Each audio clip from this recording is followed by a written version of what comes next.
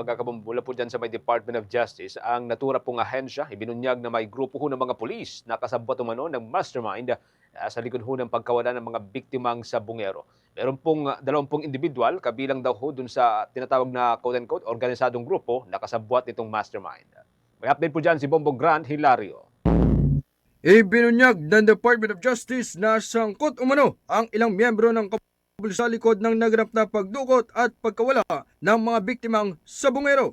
Kinumpirma mismo ni Justice Secretary Jesus Crispin Remulla na mayroong ilang mga pulis ang hinihinalang kasabwat ng isang makapangyarihan at maimpluwensyang individual na itinuturing bilang mastermind sa naturang kaso. Ayon sa naturang kalihim, kabilang ito sa kanilang masusipang iniimbestigahan kasunod na maisiniwalat ng testigong lumantad. Matatandaan na una raw nang nakausap ni Justice Secretary Remulla ang testigong kinilala bilang si alias Totoy noon pang bago mag-eleksyon, kung saan ibinahagi nito kamakailan na pinatay ang mga nawawalang sabungero at inilibing umano sa bahagi ng Taal Lake. Dagdag pa ng naturang kalihim, hindi lamang grupo ng pulis ang maaaring sangkot, kundi mayroon pang organisadong samahan ng mga sabungero na siyang may pakana sa naganap na krimen. Aniaya, nasa 20 mga individual ang kanilang iniimbestigahan na kabilang sa mga kasabwat ng itinuturong mastermind ni alias Totoy.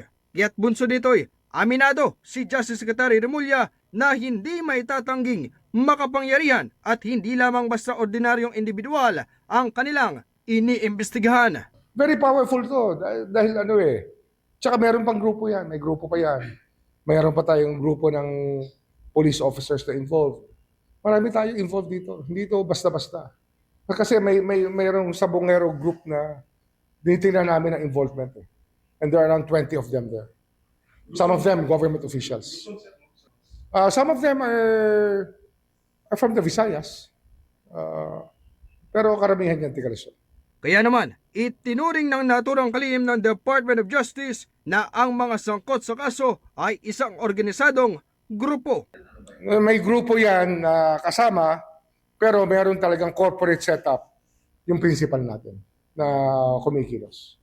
Ngunit sa kabila naman ito, makakaasa muna ang publiko na kanilang ginagawa ang lahat para lamang maresolba at matukoy ang katotohanan sa likod ng pagkawala ng mga biktimang sabungero. Sa kasalukuyan, matapos ang halos 4 na taon mula nang napaulat ang pagkawala ng mga sabungero, hindi pa rin natutuldukan at naisisilbi ang hiling na hustisya ng mga kaanak ng mga biktima.